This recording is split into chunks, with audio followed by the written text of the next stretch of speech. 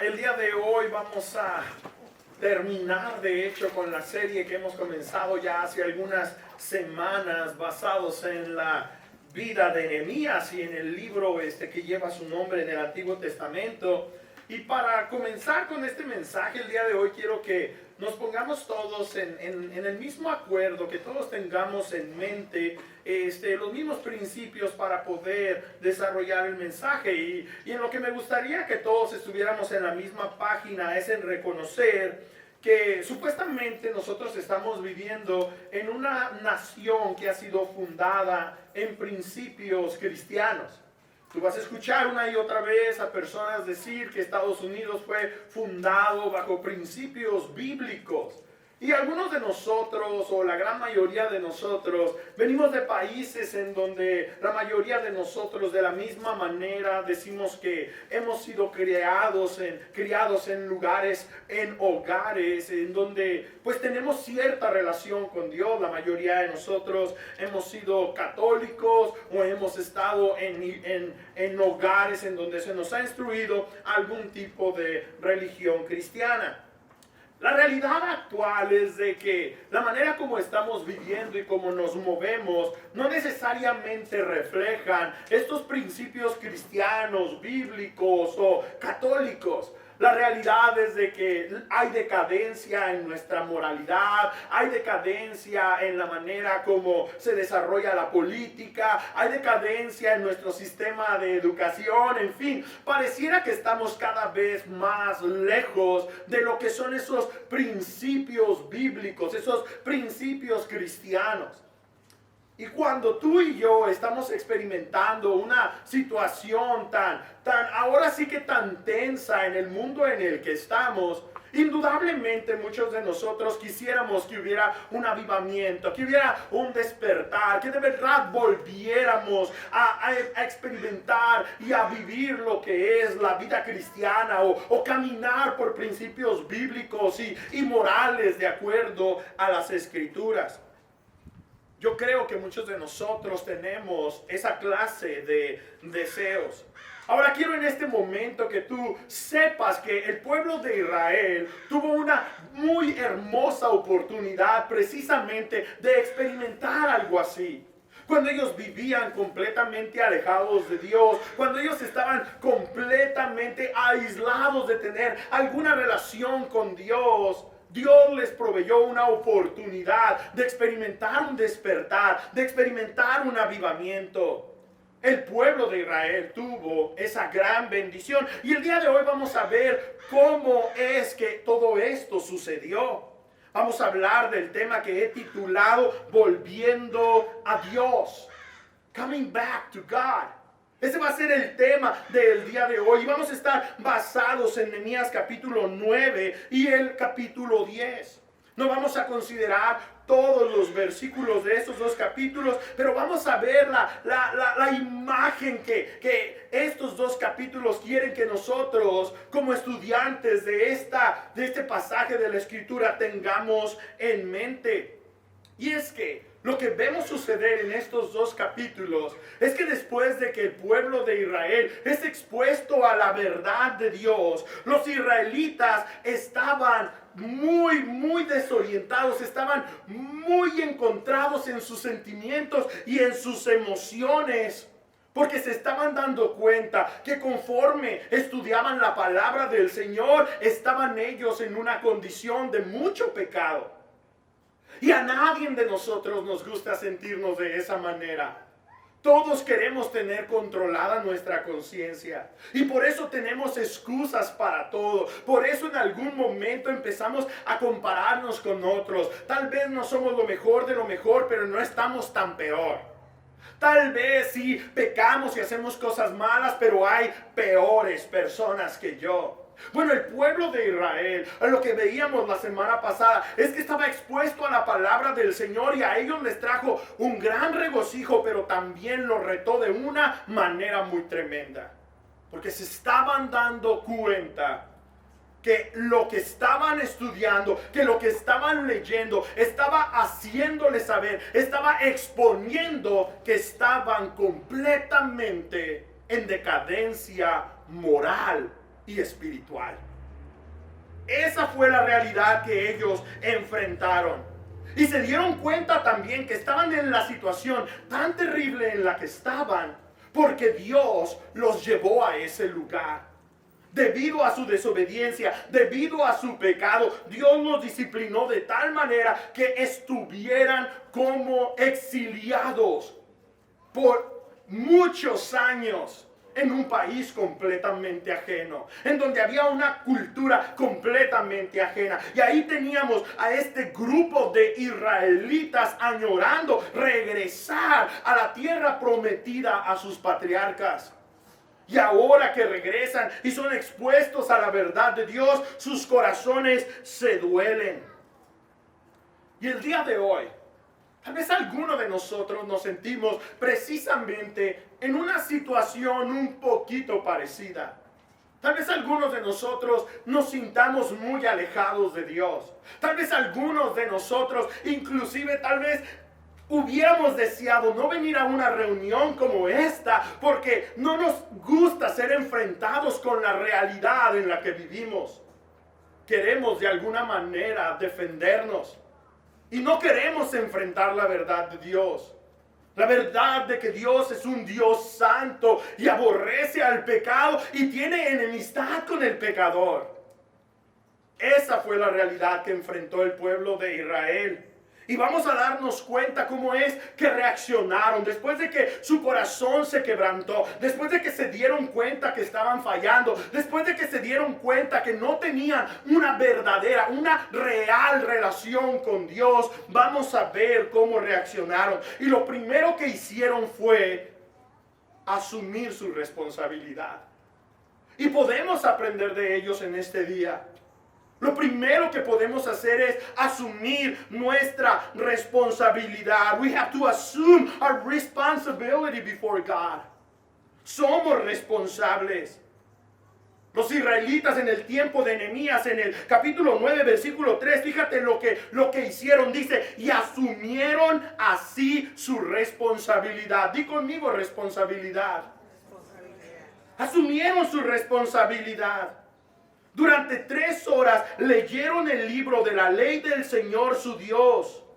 Y en las 3 horas siguientes le confesaron sus pecados y lo adoraron. En algún momento tú y yo vamos a tener que hacer lo mismo.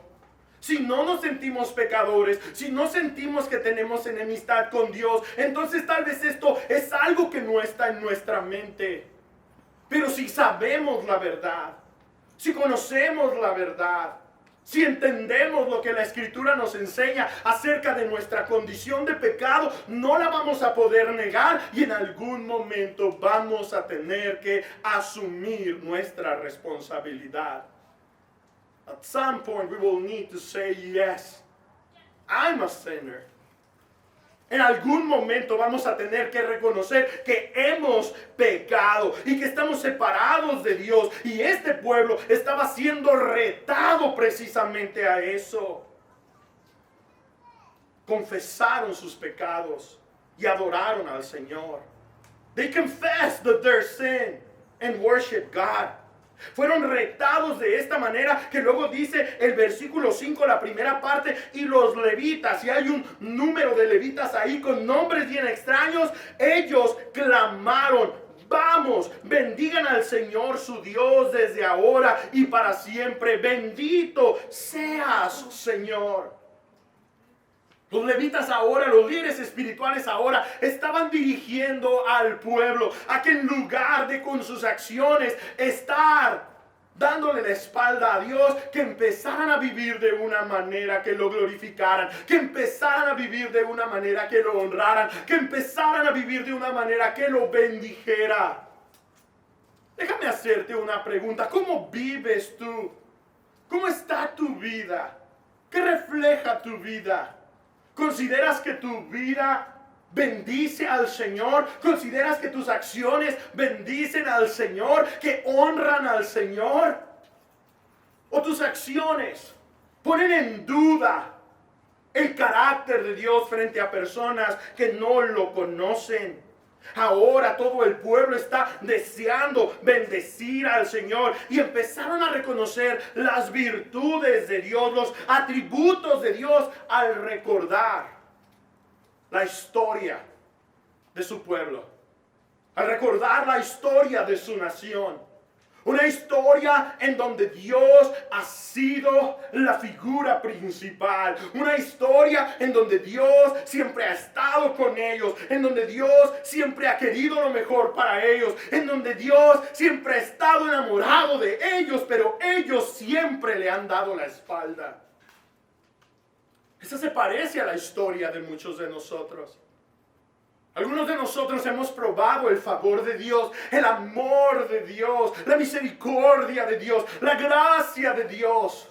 Pero constantemente pareciera que repelamos ese carácter, esos atributos de Dios hacia nuestra vida. Y volvemos a nuestros antiguos hábitos, a nuestra antigua manera de vivir. Es lo que el pueblo de Israel estaba haciendo. Desde que salieron de Egipto hasta esta historia de Nehemías han pasado 1000 años. 1000 años. En donde inmediatamente después de que fueron liberados del cautiverio, de la esclavitud de los egipcios, empezaron a darle la espalda a Dios.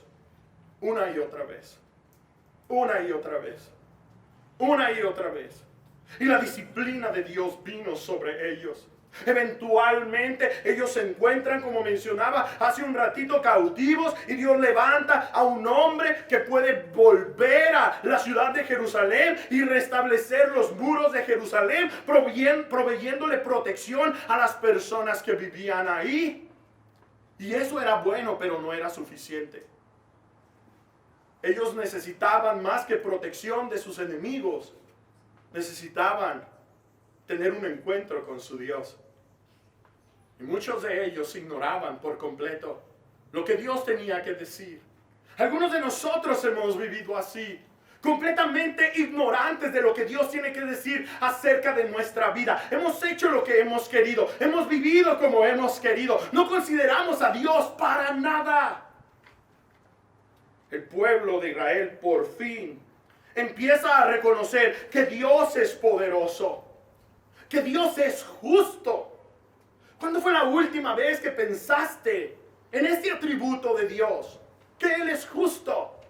En muchas ocasiones vamos a cuestionar que Dios es justo si nos está yendo mal o no nos está yendo como nosotros quisiéramos que nos fuera en la vida. El pueblo reconoce que Dios es poderoso, que Dios es justo y que Él es fiel. Everyone recognized that God was powerful, that He was righteous, and that He remained faithful. Todos estaban conscientes de eso.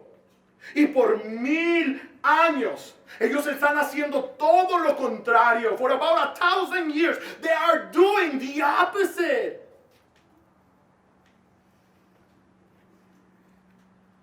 Están siendo despojados. Están siendo maltratados. Salen de la esclavitud para volver a la esclavitud. Como si no hubiera un Dios poderoso con ellos. Mientras que Dios es justo, ellos hacen todo lo injusto. Saliendo de la esclavitud, levantan un becerro de oro para adorarlo. Buscan tener un rey como las naciones a su alrededor. Empiezan a mezclarse con personas de otras naciones. Que tú pudieras decir, bueno, ¿qué tiene Dios en contra de aquellos que no son israelitas? Los que lo rodeaban eran pueblos, eran naciones bárbaras, idólatras, de lo peor. Y con ellos empiezan a mezclar. Y definitivamente no eran fieles. Mientras que Dios es fiel, el pueblo de Israel una y otra vez mostraba que no tenía lealtad, que no tenía palabra, que no se ponían a la altura de un compromiso que supuestamente habían hecho con Dios. Pero ahora esta generación, en el tiempo de Nehemías, por fin se acerca a Dios con humildad, y eso es lo que podemos aprender en esta mañana. Si queremos volver a Dios, tenemos que acercarnos a Él con humildad. If we want to come back to God, we need to come before Him in humility. Tenemos que venir delante de Él en humildad. Y mira lo que dice el versículo 5, la primera parte. Solo tú eres el Señor. Dios mío, Yahweh, solamente tú eres el Señor. Y en una cultura como la nuestra, en donde todos competimos para ser señores, en donde todos queremos ser dueños, en donde todos queremos controlar, en donde nadie vamos a dejar que nos diga qué hacer, este pueblo está reconociendo que el único dueño, que el único con autoridad sobre sus vidas era Dios. ¿Cuándo fue la última vez que le dijiste así al Señor? Tú eres Señor sobre mi vida. Tú eres dueño sobre mi vida. Voy a hacer lo que tú quieres. Voy a caminar como tú quieres. Voy a vivir de la manera que tú quieres. Voy a ir a donde tú quieres. Esta es la manera adecuada de empezar una relación con Dios. Un corazón humilde, el Señor no va a rechazar. Pero nuestros corazones están llenos de ego. Queremos ser los primeros, queremos ser los últimos, los únicos. Y este pueblo está reconociendo que ellos no lo son. Que Dios es el Señor. Levantaron su alma en este momento en el que todas sus emociones están siendo encontradas y en las que se están dando cuenta que no son buenas personas, que no son justos. En ese momento reconocieron que hay uno justo, que hay uno fiel. En ese momento reconocieron que Dios es justo y que Él es fiel. If you want to come back to God, you need to acknowledge that He is just and that He is faithful. Mira lo que dice el versículo 8, la segunda parte. Y cumpliste tu palabra porque eres justo. No ha habido ningún secreto aquí. Nosotros hemos quebrantado el pacto. Nosotros hemos quebrantado el compromiso que hicimos. Nosotros hemos vivido de la manera que hemos querido. Tú eres justo. Y luego el versículo 33 dice, tú has sido justo en todo lo que nos ha sucedido porque actúas con fidelidad. Tú eres fiel. Nosotros, en cambio, actuamos con maldad. Esta es una clase de experiencia que no queremos tener, a la cual le queremos huir. Y que la palabra del Señor constantemente nos está enfrentando a esa realidad. Ciertamente, el Evangelio es un Evangelio de buenas nuevas. Pero antes de poder reconocer las buenas nuevas, tenemos que reconocer que también en este libro hay malas noticias. Y las malas noticias es que no hay un solo justo, de acuerdo a Romanos capítulo 3, del versículo 10 al 12. Ni siquiera uno. No hay nadie que entienda. Mientras que todos nos sentimos bien inteligentes y todos sabemos excusar nuestras acciones, Dios nos hace saber, no hay nadie que entienda. Nadie quien busque a Dios. Todos se han descarriado. A una se han corrompido. No hay nadie que haga lo bueno. No hay uno solo. No hay nadie que busque a Dios. No hay nadie bueno. Pero has escuchado, por ejemplo, y esto yo lo he experimentado mucho, lo he escuchado mucho, sobre todo en la cultura americana, cuando tú les preguntas acerca de alguien y les dices, hey, ¿conoces a tal persona? Y van a decir, oh, sí, es muy buena persona. He's a good guy. Oh, yeah, they're good people. Nuestros estándares se basan a lo que podemos ver superficialmente, pero Dios no ve superficialmente, Dios ve el corazón. ¿Tú crees que yo puedo llegar delante de Dios y decirle, Dios mío, gracias por hacerme tan guapo? Gracias, eso es extra, ¿no? Gracias por hacerme tan bueno, tan lindo, tan bien portado. Tú sabes que te obedezco en todo y te amo en todo y te honro en todo. ¿Quién puede hablar de esa manera sin pretensión? Cuando que la misma Escritura nos enseña que no hay ni uno solo que pueda hablar con tal desfachatez y que sea verdad. Tú y yo tenemos que enfrentar esta realidad. Y una vez que la enfrentamos, una vez que reconocemos que no somos lo mejor de lo mejor, que estamos corrompidos, que estamos vendidos al pecado, que nos encanta, escúchame bien, yo sé que necesitas ser honesto contigo para llegar a la conclusión a la que yo te quiero llevar. Va a ser muy difícil si no eres honesto contigo mismo. No nos gusta hacer lo bueno, nos encanta hacer lo malo. Y desde chiquillos, piensa en la manera como has educado a tus hijos. Y la cantidad de veces que les has dicho no. No hagas esto, no hagas lo otro, no hagas acá, no hagas allá. Porque lo traen naturalito. El orgullo, el enojo, natural, el pleito, la contienda. El querer llenar su vientrecito de dulces, naturalito. Esa es la condición a la que estamos vendidos. Si no, los gimnasios estuvieran llenos. Las iglesias estuvieran llenas. Los colegios, las universidades estuvieran llenas de personas que les encanta hacer lo que es mejor para ellos. Pero no están llenos esos lugares. ¿Por qué? Porque luchamos. Hay tensión en nuestra vida que no nos permite ir abiertamente y abrazar lo bueno, rechazando lo malo. Generalmente es lo opuesto. Luchamos para ser un poquito más como Jesús.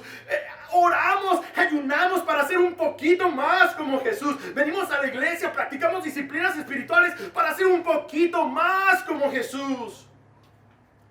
Pero hay lucha, hay tensión. Y lo que necesitamos, y que este pueblo nos enseña, el pueblo en el tiempo de Nehemías nos enseña que para volver a Dios se necesita hacer un compromiso firme con Él. Di conmigo, firme. Firme. Se necesita un compromiso firme. Yo sé que vivimos también en un tiempo en donde no nos gustan los compromisos. But if we want to go back to God, we need to make a strong commitment to Him.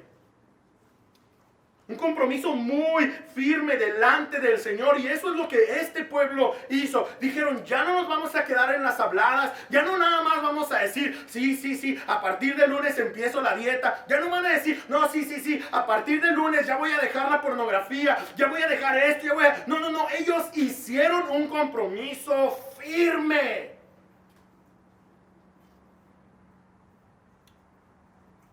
Nehemías capítulo 10, verso 29.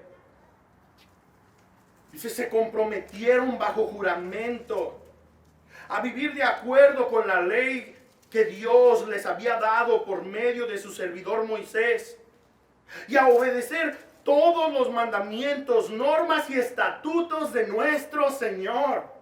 Y tú vas a ver en el capítulo 10 a la cantidad de personas, todos ellos, los jefes de las tribus, los jefes de familia, todos ellos firmaron un pacto delante del Señor. En donde dijeron, ya, Ya no vamos a seguir en desobediencia, ya no vamos a seguir en enemistad, ya no vamos a seguir haciendo lo que no está bien delante de Dios. Vamos a firmar todos un pacto y vamos a vivir de acuerdo al pacto que hemos hecho. ¿Cuándo fue la última vez que hiciste un pacto firme con Dios?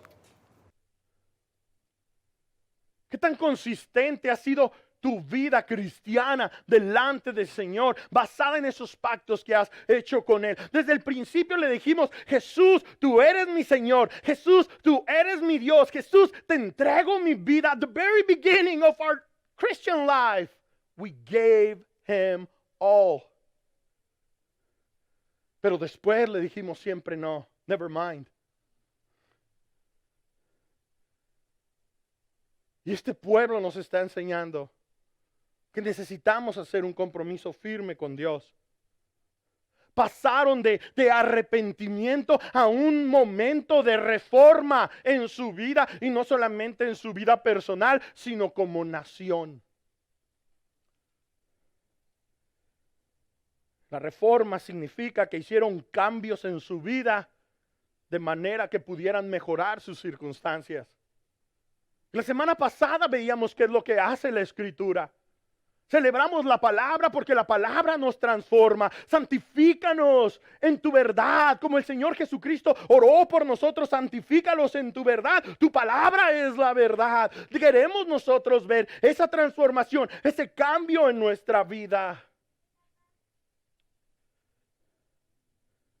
Hay personas que tienen esta clase de personalidades, que nunca están contentas con nada, que siempre están buscando la reforma. En algunas ocasiones esto es bueno, pero ¿cuándo fue la última vez que experimentamos nosotros mismos una reforma a nivel interior en nuestro ser? Donde dijimos: a partir de hoy ya no vuelvo a vivir de la misma manera.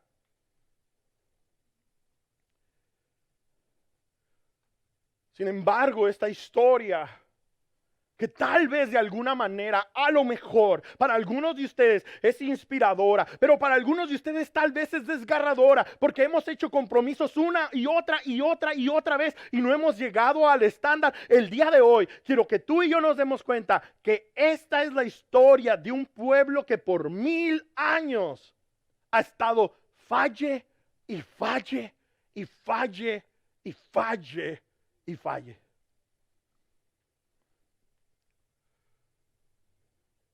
Y no hay nadie en mi audiencia que siquiera tenga 100 años.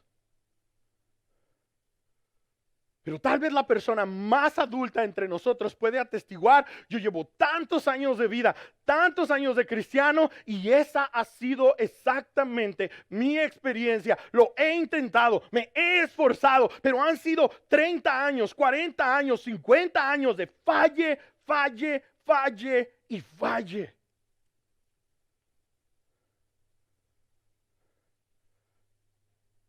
Y el día de hoy,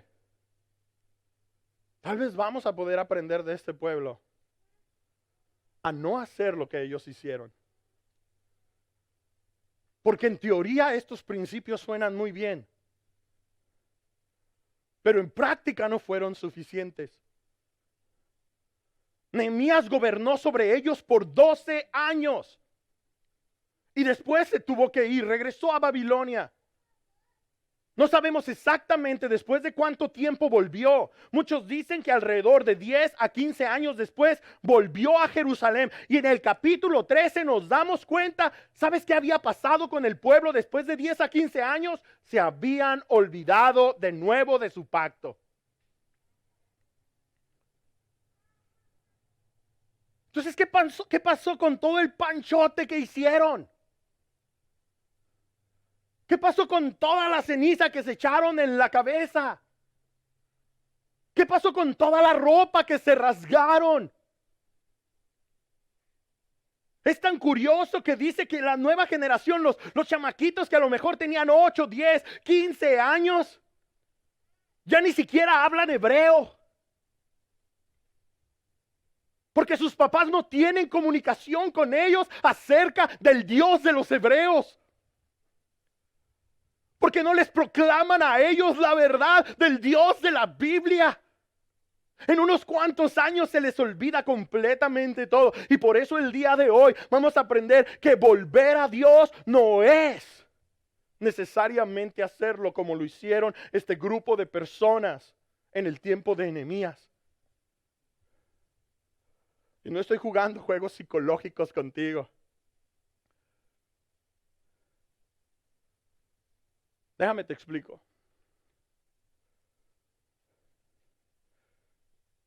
Durante toda mi adolescencia yo tuve la oportunidad de haber tomado, de haber fumado, de haber hecho drogas, de haber tenido sexo antes del matrimonio. Durante toda mi adolescencia y mi juventud. En gran parte yo le atribuyo a Dios, porque Él llegó a mi vida cuando yo tenía 12 años. Le atribuyo a Dios el haber hecho un cambio en mí, en poner un nuevo deseo en mí. Pero una de las cosas más especiales que hizo Dios en mi vida es que me quitó lo tonto y me ayudó a ser un poquito más inteligente. Yo era ese niño de 11 años que ya no quería ir a la escuela. Yo era ese niño de 11 años que iba a donde la ola me llevaba. A esa edad yo ya hacía y deshacía como yo quería. Pero llegó el Señor y Él hizo algo aquí, Él hizo algo acá que cambió mi ser por completo. Y una de las cosas que empecé a notar por primera vez a la edad de 12 años era que no quería vivir como toda la gente que me había rodeado por todos esos años y que habían destruido sus vidas por tomar malas decisiones. Y esa gente que me había rodeado no era gente lejana. En esos momentos yo empecé a pensar, yo no quiero vivir lo que mis papás han vivido. Yo no quiero hacer lo que mi papá ha hecho. Yo no quiero vivir como mis tíos han vivido, como mis tías han vivido. Yo no quiero esa clase de vida, Señor. Yo quiero vivir de una manera que te honre, que te agrade a ti.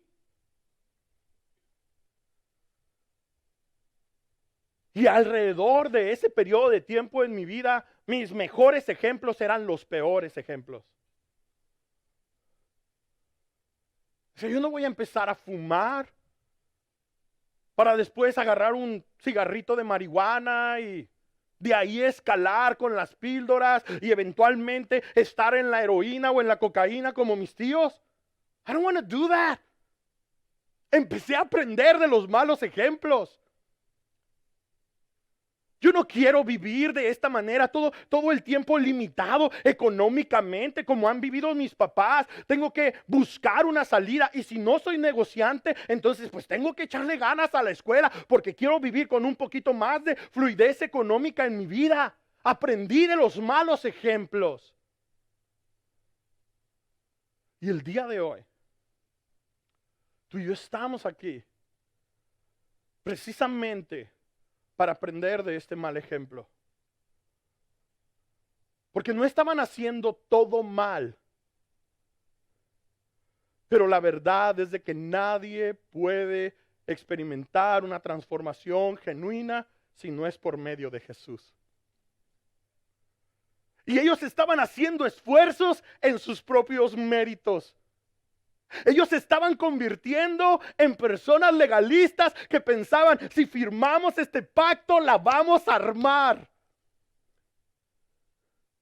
E ignoraron que personas como Nehemías y como santos del Antiguo Testamento siempre miraban que había algo mejor en el futuro. Siempre estaban esperando al sacerdote, al rey, al Mesías. Estaban esperándolo, al profeta, que los redimiría por completo de su esclavitud al pecado.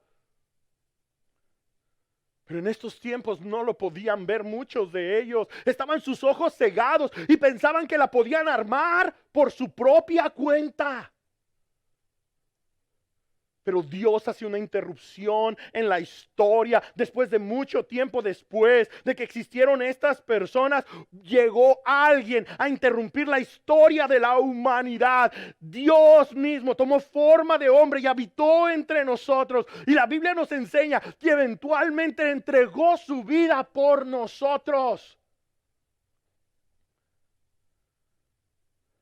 Y antes de entregar su vida por nosotros, dijo lo siguiente en su última cena con sus discípulos: esta es mi sangre del pacto, que es derramada por muchos para el perdón de pecados.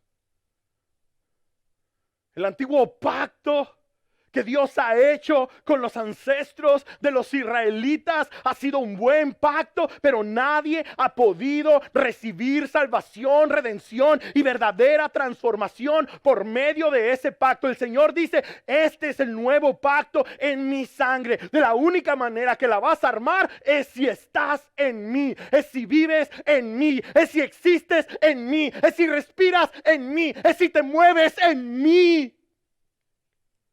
Porque tú vas a seguir rompiendo tus pactos, tú vas a seguir quedando mal, tú vas a seguir siendo imperfecto, pero la perfección de Jesús te va a abrazar, la perfección de Jesús te va a cubrir, la perfección de Jesús es lo que te da la esperanza de tener eternidad y de estar experimentando verdadera transformación. Mis amigos, mis amigas, no somos cristianos porque seamos mejor que nadie. Somos cristianos porque el mejor de los mejores, el más santo de los santos, aquel que nunca pecó, entregó su vida por nosotros para limpiarnos de todo pecado. Y aunque no somos perfectos, aunque no lo hacemos todo bien, tenemos que reconocer que en la historia de nuestra vida el personaje principal ha sido Dios.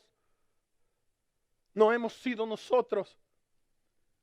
El pueblo de Israel se acercó a Dios, pero eventualmente se alejó de Él. Una y otra vez estuvieron jugando a este juego. Pero Dios les promete que eventualmente, en Jeremías 31 del 31 al 34 dice: vienen días, afirma el Señor, en que haré un nuevo pacto con el pueblo de Israel y con la tribu de Judá. No van a tener que firmar ningún pacto, no van a tener que poner su firma en ningún papelito diciéndome que se van a portar bien. Porque yo me voy a encargar de poner mi ley en su mente y la voy a escribir en su corazón. Yo voy a ser el Dios de ellos. Ellos van a ser mi pueblo. Y todos, desde el más pequeño hasta el más grande, me van a conocer, afirma el Señor. Yo les voy a perdonar. Sí, ellos me van a pedir perdón, pero yo los voy a perdonar. Yo les perdonaré su iniquidad y nunca más me voy a acordar de sus pecados. Nunca más me voy a acordar de ellos.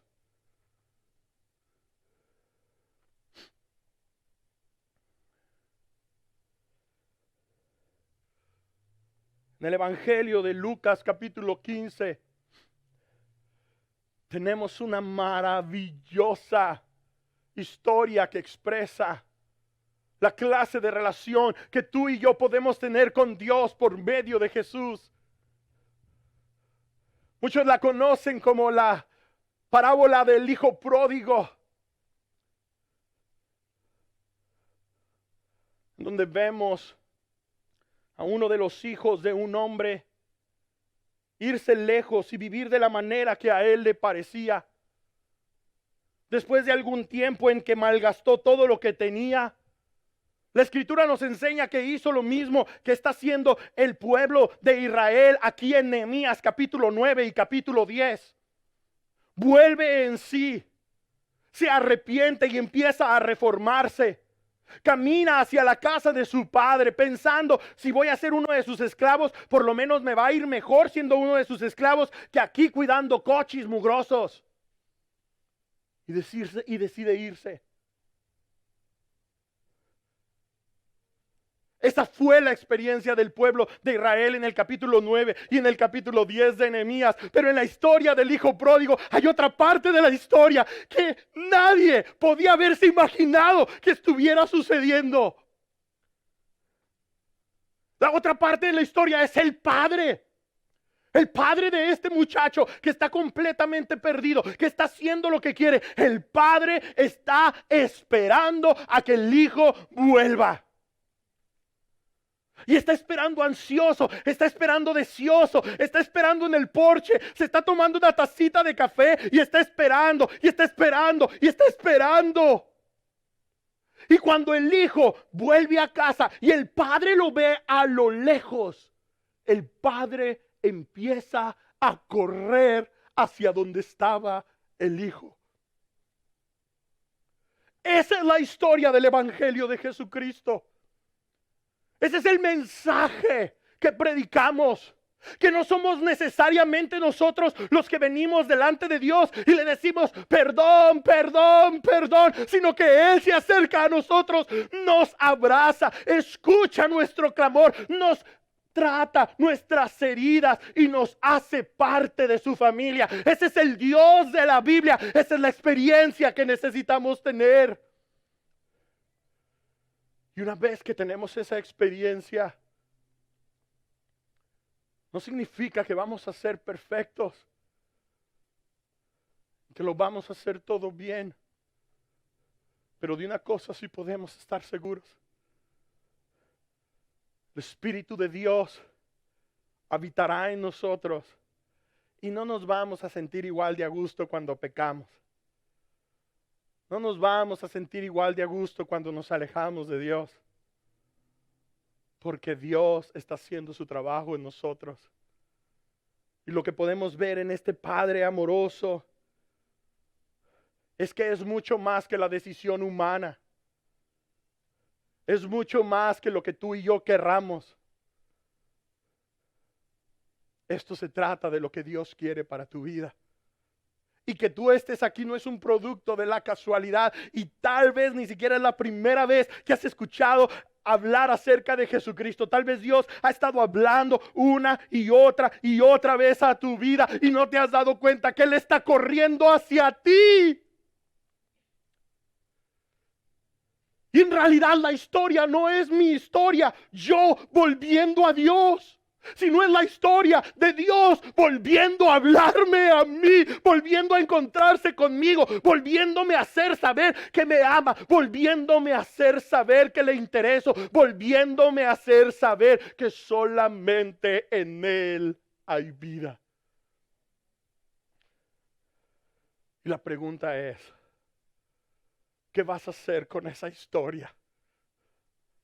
¿Vas a correr también hacia el Padre? Me imagino al hijo pródigo llegar a la cima de una lomita, en donde del otro lado estaba la casa de su padre. Y estaba pensando, ¿me asomo o no me asomo? ¿Le caigo a mi jefe o no le caigo a mi jefe? ¿Me va a tirar unos cuetazos con el rifle o qué va a hacer cuando me vea? Le llego en la noche para que no se dé cuenta y me acuesto en mi cama como si nada hubiera sucedido. Y a lo mejor iba caminando medio tímido, no sé qué hacer, no sé cómo me van a tratar. Pero una vez que asoma su cabeza por encima de esa lomita y el padre lo ve a distancia y el padre empieza a correr hacia él, estoy seguro que este hijo dijo, no puedo contenerme ya más. Este amor de mi papá es de lo más maravilloso. Yo voy corriendo hacia él también. Y esa clase de encuentro es la que el Señor el día de hoy quiere tener contigo. Es la que el Señor quiere que experimentes. A lo mejor tú lo has experimentado antes. A lo mejor tú te sientes ahora completamente lejos de Dios. Bueno, el día de hoy, el Padre vuelve a hacerte saber que Él te ama.